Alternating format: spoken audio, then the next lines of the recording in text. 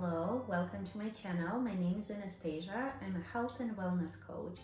In the next 5 minutes, we will be discussing mind-body connection, and I also will be inviting you for the practical tip to start harnessing the power between the two, between the mind and the body.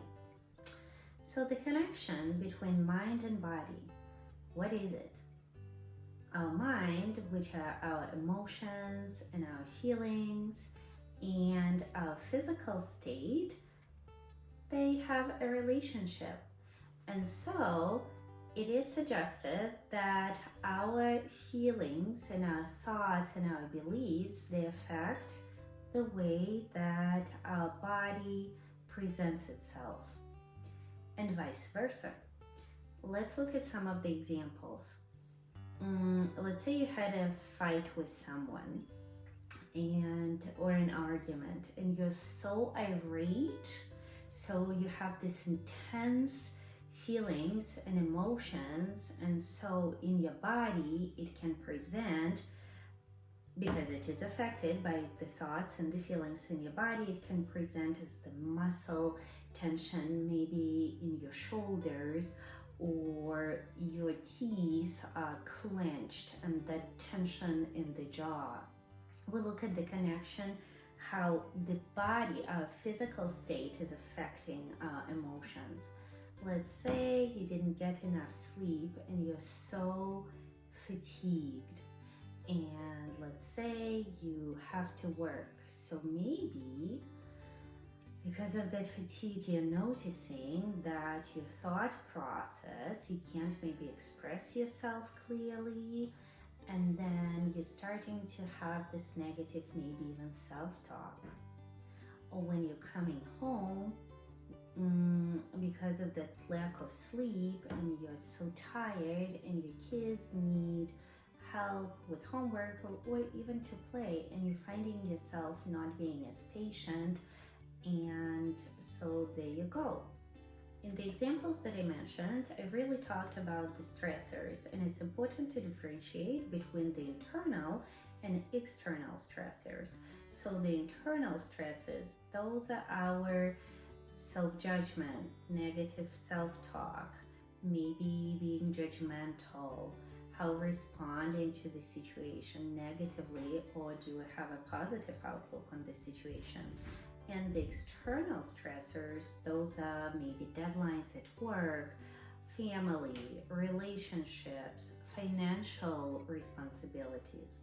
And now, if you think about it, because we live life, and so between the external and internal stressors, we're in this constant state of hyperarousal. We are under constant pressure, as we discussed earlier, those internal, external stresses, and how we respond to those, that's what dictates our overall well-being. Because when body sends signals to the brain, or when emotions send signals to the brain, our central nervous system, then those reactions starts, the neurotransmitters and all the hormones get in our bloodstream, and too many hormones of certain hormones can lead to higher blood pressure, headaches, diabetes, and so yes, that would affect your health.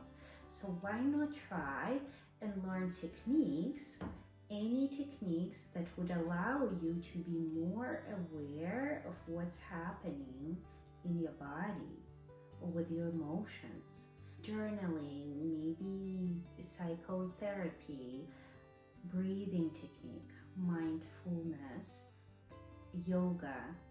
Those techniques would allow more of a connection between the mind and body, and would allow you to recognize what's happening and learning new ways to respond to stresses, and overall would influence your well-being. And so I am inviting you to practice with me today some restorative yoga that would be supported child pose, and let me know in the comments below how you liked it, what if anything you noticed in your body while practicing this, and what if any other techniques that you are using for your mind and body awareness, and I can't wait to see you guys next week. Thanks so much for watching. Getting a bolster or a large pillow, 2 blocks or 2 books, and coming to your hands and knees with your big toes together and your knees apart, sitting back on your heels. Placing a bolster with one end between your knees and the other end on the block. With the support of your arms, leaning into the bolster with your abdomen, heart, and one of the cheeks. Readjusting as necessary for support. Halfway through, turning your head and placing the opposite cheek down for an equal support of your neck. Deep relaxation and gentle breathing work in this pose together to ease the stress. Whenever you're ready, placing your arms down on either side of the bolster and sitting up on your heels when exiting the pose.